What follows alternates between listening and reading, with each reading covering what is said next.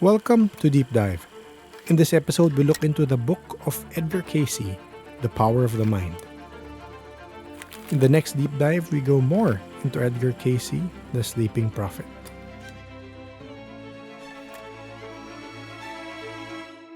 Welcome to the Deep Dive. This is where we take sources, dig into them, and pull out the key insights for you. Making complex stuff clear, engaging. Exactly. We know you, our listener, the learner, you want to get to the heart of things, efficiently but thoroughly. And that's the mission today. We're jumping into some pretty deep water here. The power of the mind, the connection between body, mind, and soul. And how our thoughts might actually shape our reality. It's fascinating stuff. We're drawing mainly from the readings of Edgar Cayce. That's right. We've got bits from The Power of Your Mind, but also several specific psychic readings he gave for individuals. A real mix. So this isn't just passive listening. Think of it as an active journey through some really thought-provoking ideas. Get ready for some interesting connections. Okay, let's get into it. One idea that just jumps out right away is this concept. Thoughts are things. Yes, that phrase pops up quite a bit. In readings like 1717-1, 1438-2, it's fundamental. It really makes you stop, doesn't it? Thoughts Yeah.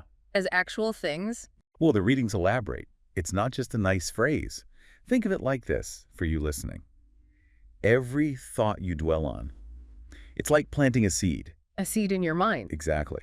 Reading 470:11 talks about each thought having its own fruit, its own result. So good thoughts, good fruit, bad thoughts. Pretty much. Yeah. They talk about the fruit of the Spirit, love, patience, hope coming from thoughts aligned with, well, our better nature. And the flip side, doubts, fears. Yeah, those yield less desirable results. Anxiety, negativity, that sort of thing. And it's not just internal, right? I saw that reading 1438-2 mentions our mental attitude, even prayers, creating vibrations. Vibrations that reach those in every sphere. That's the quote. It suggests, we're not isolated in our thinking. Our thoughts ripple outwards. That seems to be the idea, which, if you think about it, puts a lot of responsibility on us, doesn't it? For what we're putting out there mentally. We're not just thinking. We're, in a way, creating, actively contributing to something larger. Okay, so this idea of thoughts having real effects, it leads straight into another big theme. Our triune nature, body, mind, and soul. Yes, that comes up repeatedly. Readings 156-67-2, 857, others too. They draw parallels sometimes to the Father, Son, Holy Spirit. A three-part being. But crucially, these parts need to be in harmony. At one, as Reading 2654-45 puts it, that's key for well-being. So it's holistic, not just fixing the body or just thinking positive thoughts. Exactly. They're interwoven. Reading 3461, for instance, talks about how mental stress, turmoil, can actually show up as physical problems. Which makes intuitive sense, I think. The mind-body connection. Absolutely. And conversely, right-thinking positive focus can actually help the body heal.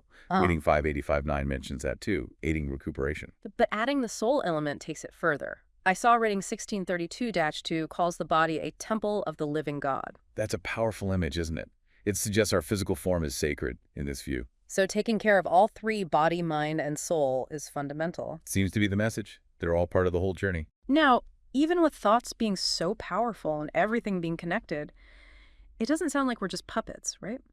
The readings talk a lot about choice, free will. Oh, definitely. Reading 1567-2 is very clear. We have free will. We choose who or what we align ourselves with through our thoughts, our actions. Which raises a big question for you, the listener. Yeah. How do you use that choice? Well, reading 34661 has an interesting take. It talks about aligning our will with the divine will. But notice the phrasing. What's the phrasing? It's not about trying to get God on your side, but rather about putting yourself purposefully on God's side. It's a subtle shift. Less about demanding, more about aligning, striving for harmony with something bigger. Precisely. And this power of will, it extends to our emotions too. Reading 34661 even brings up righteous anger. Righteous anger. Like anger can be okay sometimes. It seems so, but the key is controlling it. Managing your temper. It links back to the power of thought, how you direct that energy. So not suppression, but conscious direction, choosing the response. Exactly. And get this, reading 25559-1 says no external force, not astrology, not material stuff, is stronger than your own individual will. Wow. That's really empowering. It really is. Mhm. It puts the power and the responsibility squarely back on you. You're not just reacting, you're acting. We're agents in our own lives. That's the core message there, I think. Yeah. We can shape things through conscious choice, focused will. So, okay, these are big ideas. How does this stuff actually play out? The readings give practical examples, don't they? They do. Some are quite specific, like that mention in Reading 47011 about food prepared in aluminum pots potentially affecting the body. Huh. That's very concrete. It is a tangible example of how a material choice interacts with our physical well-being, which is tied to the mental and spiritual. And what about ideals? Reading 1717.1 talks about setting ideals material, mental, spiritual, but warns against judging one area by the rules of another. Right. It encourages balance. Don't try to measure spiritual progress with a material yardstick or vice versa. Each realm has its own principles. Good reminder. It prompts a question for you listening. Are you applying the right laws to the right area of your life? And then there's the very personal guidance in some readings, like 1632-2, for someone dealing with emotional issues. What did it advise? To look inward, consult their own inner wisdom, weigh choices in their conscience, and act from love, not just duty. And it linked emotional conflict to headaches. Directly. A clear mind-body link again. Unresolved emotions causing physical symptoms. Yeah. Self-awareness and conscious choice were key to resolving it. Then there was reading 2602 for a writer. Yeah, encouraging them to use their talent writing, meditation, to share a message of oneness, of love, But also warning them. about doubt and fear holding them back spiritually. And the importance of forgiveness with stress, too. Unresolved stuff acts as a blocker. Seems like our inner state really impacts our ability to contribute, to use our talents. Yeah, absolutely. Then reading 40831 for a chiropractor, Mhm. it talked about needing mental and spiritual alignment with the first The cause, first cause, like God or the ultimate source. presumably. And it pinpointed selfishness as a basic sin, a major obstacle. Again, the body as a temple came up, and this idea of a split desire causing instability. Split desire, like wanting two opposing things at once. Exactly. Hindering stability. It underlines how crucial inner coherence and connection to something higher are for well-being. There was also one for a housewife, 26445. That one's interesting. It focused on resentment being a barrier to spiritual growth. Resentment, such a common emotion. Right. And it highlighted emotions themselves as creative energies, advocating for gentleness, kindness as powerful forces. Even everyday emotions have spiritual weight. Wow. Okay, and then there's the past life stuff, readings 1P67-2 and 53551. Yeah, suggesting past experiences influence present talents, challenges. For one person, past lives were linked to writing abilities. For another, musically gifted past lives related to current potential, but also struggles with self-consciousness. So the idea is the soul carries experiences forward. That seems to be the implication. Adds another layer to understanding who we are now, our tendencies, our gifts, our hurdles. And those readings on the destiny of the mind, 262-78, NACTA-79, NACTA-81, what was the main takeaway there? Powerful stuff. Mind as the builder, building both physically and spiritually. Cause and effect in the mental realm, like sowing and reaping. So what you think, you become, essentially. That's the gist. Aligning the mind with your ideal is crucial.